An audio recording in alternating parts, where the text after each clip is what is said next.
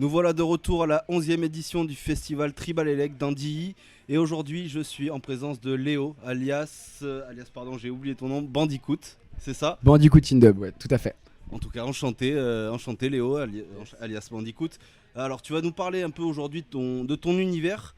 Alors, qu'est-ce que tu peux nous dire déjà sur ton univers? Tu viens d'où? Je crois que tu viens de Strasbourg, c'est ça? Ouais, c'est ça, tout à fait. Je viens de Strasbourg, ça fait quelques années que j'habite là-bas, carrément. Et voilà, donc c'est un projet qui tourne à Strasbourg, mais aussi à d'autres endroits, comme le Tribal Elec ce week-end. Alors, tu étais déjà là en 2019, tu as joué sur cette scène, Ouais. sur la scène média. Là, tu vas jouer sur la scène Wombat ce soir. Alors, qu'est-ce que ça te fait un peu? Tu progresses un peu, tu es sur une plus grande scène ce soir. Alors, qu'est-ce que ça te fait d'être accueilli sur cette grande scène? Bah, déjà, c'est un vrai plaisir de revenir au Tribal Elec tout court, en fait, quelles que soient les scènes. Enfin, c'est vraiment génial, voilà, l'esprit du festival. Et puis voilà, c'est autour du didgeridoo, donc c'est un petit pèlerinage de revenir ici.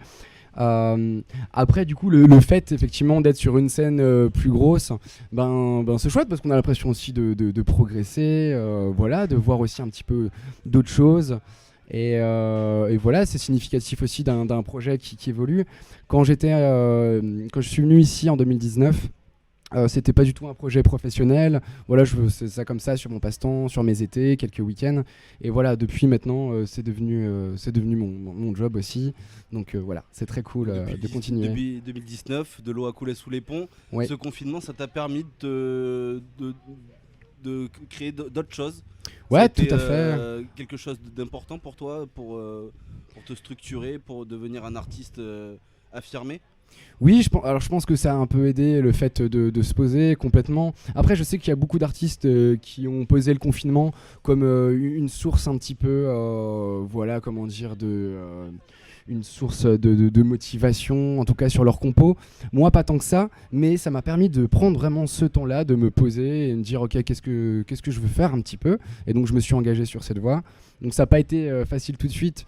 Parce que ma décision, j'avais déjà prise un petit peu, mais 2 mois avant le début du Covid, j'avais déjà des dates. Mais ça m'a permis, voilà, quand même, de bosser avec des structures qui, elles aussi, se sont posées. Par exemple, des salles de concert qui ont arrêté d'organiser des grosses tournées pour plein de groupes et de s'occuper un petit peu des groupes locaux. Voilà, je pense à la Poudrière de Belfort, qui est une SMAC, voilà, vers là où je viens. Et en 2021, tu as sorti un album, Odd Stories. Voilà, du coup, ça, c'est un peu l'accomplissement de tout ça, ouais. Ouais. Mhm. Alors, tu peux me parler un peu de cet album? Ça raconte quoi? Qu'est-ce qu'on retrouve dedans? Et ben, tout à l'heure, tu me demandais par rapport à mon univers. Et ben, effectivement, c'est l'exposition, la première vraie exposition de mon univers autour de tout ce qui est Bandicoot. Donc, c'est une référence un petit peu aux jeux vidéo, mais surtout à l'identité visuelle qu'on peut retrouver autour. Donc c'est l'histoire de faire plusieurs niveaux, de se balader, je sais pas, dans une forêt, dans un désert, voilà, l'histoire des masques, un petit peu, tout ça.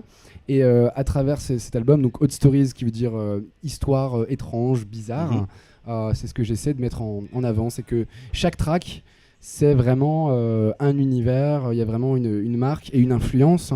Voilà, ça peut aller sur des côtés world music, ethno, il y a aussi du blues, et voilà, ça reste assez varié. Alors, justement, tes influences sont lesquelles? T'écoutais quoi comme musique avant de commencer? Avant de commencer mon projet, Ouais.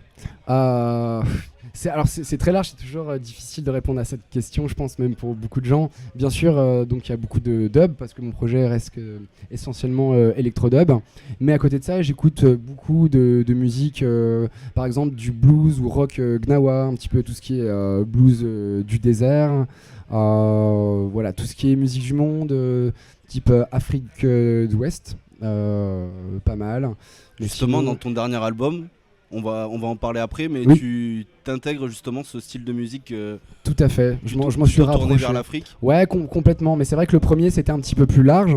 Et puis, c'était un coup important parce que c'était c'était en visée d'intégrer le label qui s'appelle ODG. Donc, voilà, c'est sorti sur ODG, qui est un label national où il y a des grosses têtes comme Panda Dub, Raccoon, voilà, des personnes comme ça.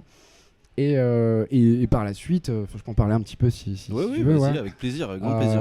Par la suite, donc, pour revenir un petit peu au Covid, dans cette période-là, on m'a proposé un projet, c'est d'aller au Burkina Faso, qui n'était pas encore impacté en tout cas par le Covid, du moins les soirées n'étaient pas fermées. D'accord. Et j'ai pu jouer sur un festival où j'ai rencontré, enfin c'était prévu comme ça, j'ai rencontré des musiciens d'Afrique de l'Ouest, donc une chanteuse, quelqu'un qui fait de la kora et un autre qui fait du balafon et du djembé.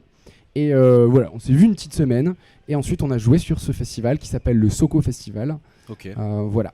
Et ça a plu, c'est vraiment un projet qui a plu. Ça t'a permis un peu d'ouvrir un peu ton horizon. Oui, et de me spécialiser en même temps sur cette musique d'Afrique de l'Ouest. Donc vraiment, c'est de la musique traditionnelle. Et ensuite, 1 an après, je suis retourné là-bas et on est resté pendant 1 mois. On a fait une tournée, on a enregistré un album.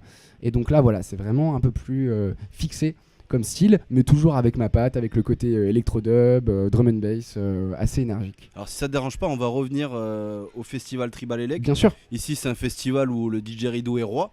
Ouais. Alors comment on fait pour allier l'électro, qui est une musique assez moderne, l'électro-dub, avec des instruments aussi anciens comme le DJ Rido. C'est pas trop difficile de pouvoir associer les deux, ou justement c'est 2 éléments qui se complètent parfaitement? Le didgeridoo, il y a une difficulté, c'est le spectre sonore, ça prend beaucoup de basses, ça prend beaucoup d'aigus, donc c'est difficile effectivement à insérer.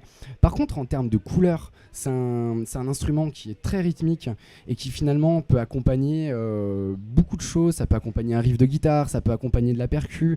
Et en travaillant, en réfléchissant un petit peu, on arrive à intégrer ça. Donc petit à petit, tu as apprivoisé cet instrument, ouais, et tu en as fait un peu une arme dans... C'était pas sur la base du projet, mais parallèlement, j'avais commencé le didgeridoo, c'est quelque chose qui me plaisait.